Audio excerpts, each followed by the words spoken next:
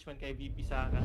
Ano po yung reaksyon nyo dito at may mensahe po ba kayo sa mga miyembro ng INC?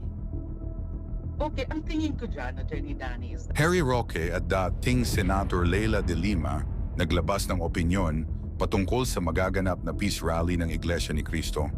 Bukas na magaganap ang matagal na hinihintay ng taong bayan na peace rally ng Iglesia ni Cristo.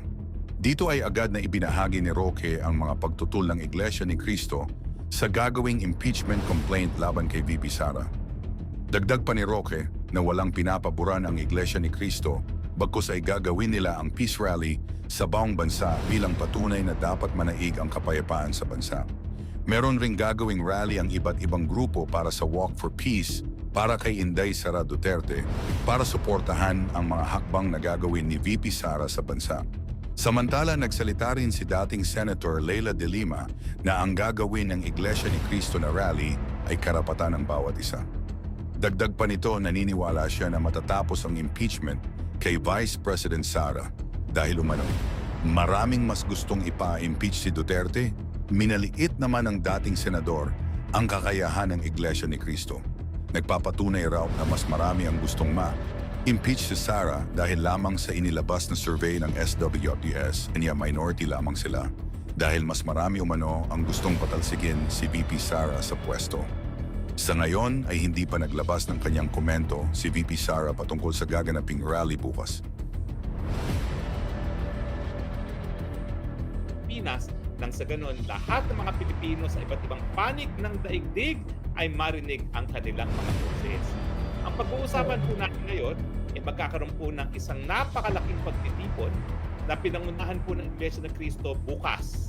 Yan po ay sa Luneta at sa 8 pang mga ibang venue sa buong Pilipinas. Bukod pa po, yung mga meron tayong mga March for Sara doon sa mga lugar na wala pong malaking pagtitipon.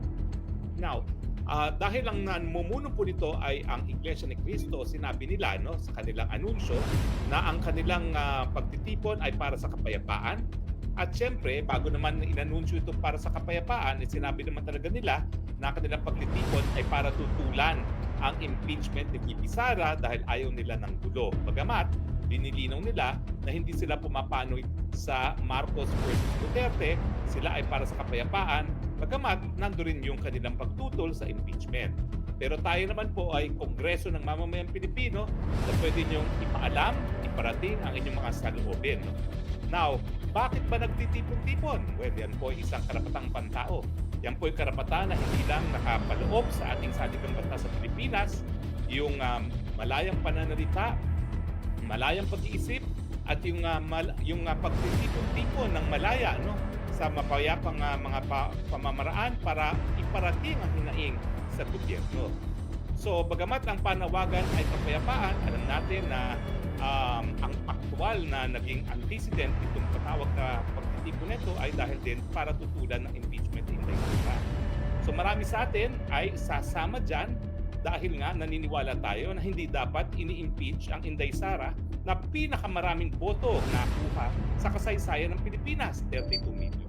At ngayon naman po siguro hindi na po natin pagdududahan yung konklusyon na hindi sana naging presidente ang Bongbong Marcos kung una-una hindi nagbigay ang Inday Sara para maging presidente. Tandaan niyo po yan lahat ng survey bago naghain ng Certificate of Candidacy ang VP Sara ay nagpapakita ng mga panahon na yon na runaway winner bilang presidente ang Inday Sara Duterte. Pero may mga dahilan siya ay bumaba, siya ay nagbigay kay Bongbong Marcos at siya ay sumapi sa tinatawag na unity team na kung saan ako ay sumapi rin. Dahil ako naman ay sunod-sunuran kay Inday Sara Duterte. Pero naniniwala ako na yung motibo ni VP Sara sa pagsapi at dyan sa unity na yan ay dahil nais nga niyang magkaisa na. Dapat umusad na tayo sa madilim na kasaysayan ng mga Marcos at pinagbigyan natin ng pagkakataon na mga Marcos ay linisin ang kanilang mga pangalan.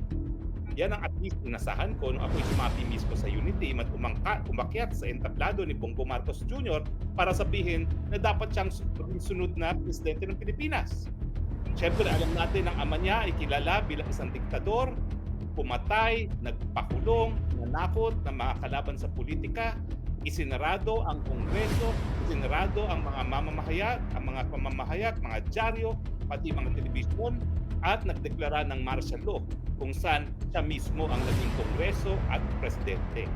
Ang tanging iniwan niya sa tatlong sangay ng gobyerno ay ang hudikatura.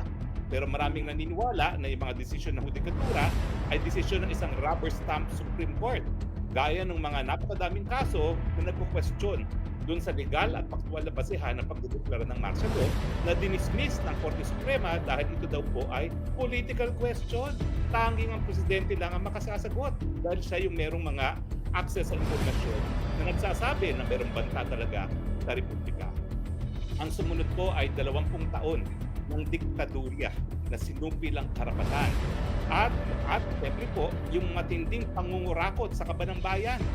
Hindi na po yan itatanggi dahil ang dami na pong desisyon ng Korte Suprema sa Pilipinas at ng mga iba't ibang parte ng daigdig, lalo na yung Swiss sa Supreme Court na nagsasabi na talagang bilyon-bilyon ang ninakaw ng angka ng Marcos sa kaban ng taong bayan. Pero si BP Sara, gaya ng 31 million na Pilipino, pinagbigyan muli ang isang Marcos na maging presidente dahil lang sabi niya, magkakaisa tayo at sabay-sabay tayong aahon. Kahapon pinag-usapan natin, totoo bang mas mabuti ang buhay ninyo sa bagong Pilipinas? Ang sagot, paano bubuti ang buhay sa bagong Pilipinas? 63% ang hanay ng nagugutom ngayon, pinakamataas sa nakalipas na 21 taon. Tayo ang pinatatakutan dahil isa tayo sa pinakadelikado para sa turista at pangalawa tayo sa pinakamasamang antas ng buhay or quality of life.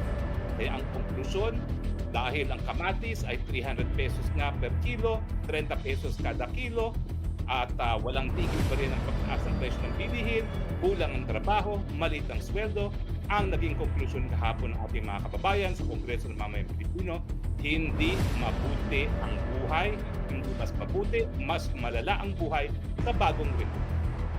Ngayon naman, Prof. Ana, ang tanong natin, sasama ba kayo bukas at bakit?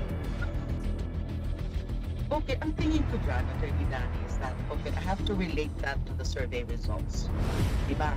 Sabi natin, maraming Pilipino na gusto na ma-impeach si VP Sara.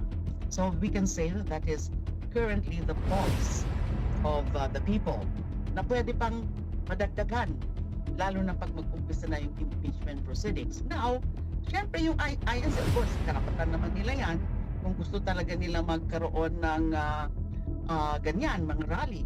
Pero kahit marami ang numbers nila sa halimbawa talaga yung rally na yan, marami silang members talaga na magpa-participate dyan, that does not eclipse the fact o hindi yan, ibig sabihin nun, minority pa rin sila. Yung minority ang posisyon nila. Kasi yung surveys nga, iba yung sinasabi. So gaano man kalaki, halimbawa malaki talaga magiging rally ng INC, magmo-mobilize sila. That does not mean that that is really the wish of the majority because the survey results show otherwise. So, at saka ibig sabihin din nun is that sa tingin ba nila, makukonvince nila yung karamihan ng mga miyembro ng House of Representatives o ng Kongreso na wag na ituloy yung impeachment? Syempre yung mga miyembro naman ng House of Representatives, titingnan din o tinitingnan din nila yung resulta ng survey. Makikita nila na mas marami yung gusto, lalo na yun sa Northern Luzon and Southern Luzon, 50% or 52% yung gusto ng impeachment. So, kung ako ay congressman or congresswoman dun sa mga constituencies na yun, syempre pakikinggan ko yun, siseryosohin ko yung resulta ng survey.